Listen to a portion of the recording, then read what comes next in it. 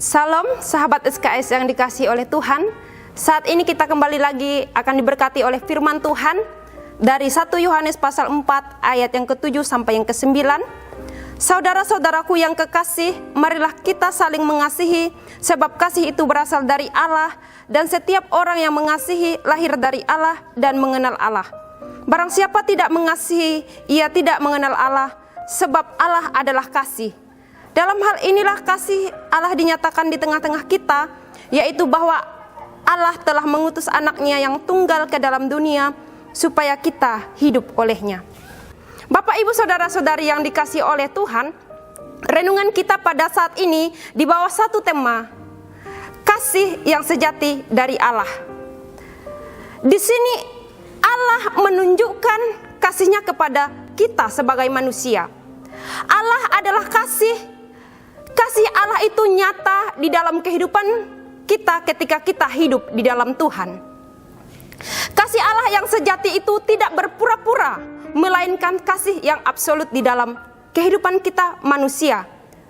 Firman Tuhan ini membuktikan bahwa kasih yang sejati, yang telah nyata, Ia mengutus anaknya yang tunggal agar kita beroleh hidup yang kekal. Kasih adalah hakikatnya Allah itu sendiri. Allah adalah kasih, Ia memberikan kasih itu dengan cuma-cuma kepada kita manusia.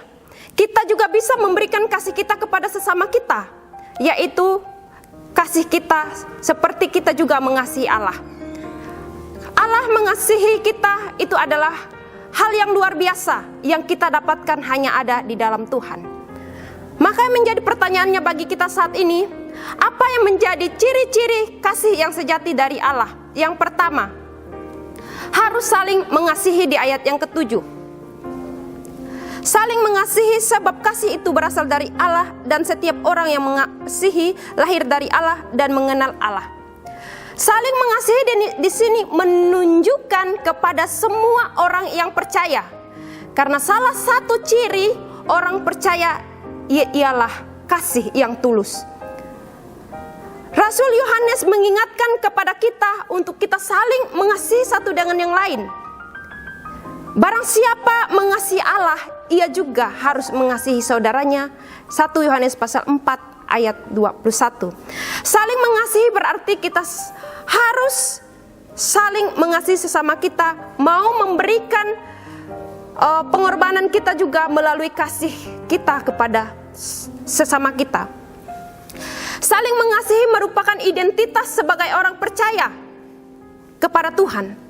Untuk hidup membangun persekutuan dengan terus semangat untuk saling mengasihi.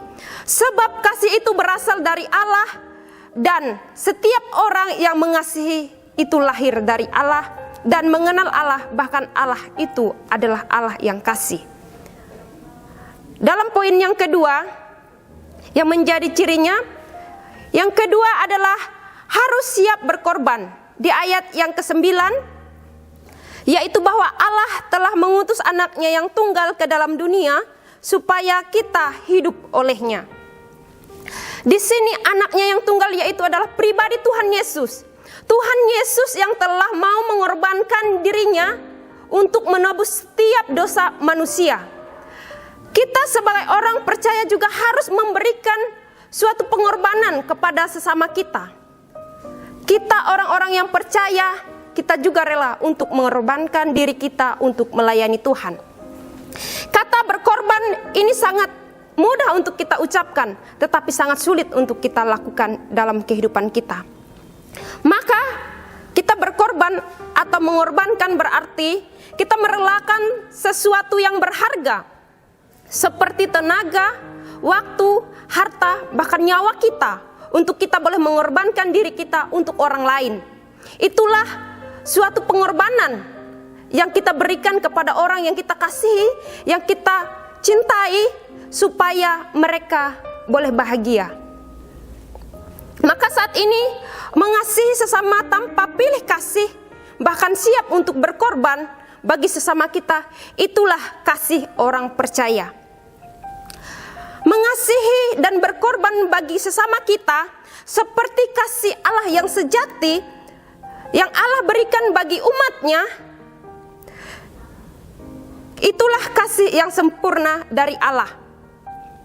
Sekarang kita boleh terima kasih itu dari Allah yang telah menebus hidup kita dari dosa kita. Maka dalam firman Tuhan ini, dalam Yohanes pasal 3 ayat 16, karena begitu besar kasih Allah akan dunia ini, sehingga ia telah mengaruniakan anak yang tunggal, supaya setiap orang yang percaya kepadanya tidak binasa, melainkan beroleh hidup yang kekal. Ini menunjukkan ungkapan isi hati Allah, kasih Allah yang luas. Kasih Allah itu besar, tidak ada tandingannya dan tidak ada batasnya untuk manusia. Itulah kasih Allah. Ia telah mengaruniakan anak yang tunggal sebagai korban penghapus dosa. Dia siap menderita, bahkan ia mati di atas kayu salib untuk menebus dosa kita dan memberikan kasihnya bagi kita. Oleh kasihnya kita boleh memperoleh pendamaian dari Allah, sehingga kita dapat memancarkan kasih Allah kepada dunia. Maka menjadi kesimpulannya, kita harus percaya, kita harus memberikan pengorbanan kepada orang lain, dan kita harus saling mengasihi satu dengan yang lain. Salam, Tuhan Yesus memberkati.